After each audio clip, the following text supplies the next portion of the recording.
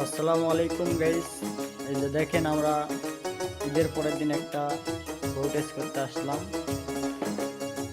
তো বউ টেস্টটা কেমন লাগতেছে অবশ্যই সবাই বলবেন। তো দাদু, আপনার কিরকম অনুভূতি হচ্ছে আজকে কাজে? তো ঈদের পরের দিনে কাজ করে নিলাম, তোমরা কি রাগ করলা? না না কোনো রাগ নেই। ও আচ্ছা, তাই। এই যে এই দেখেন আমাদের বউ টেস্ট। তো আমাদের রাফি ভাই চেনের কাজ করতেছে, আমরা দেখাইতেছি।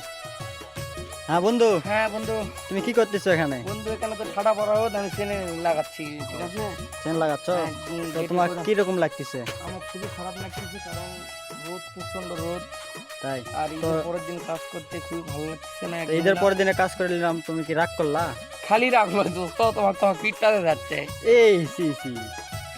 সি সি ওকে, না। ভালো থাকবা।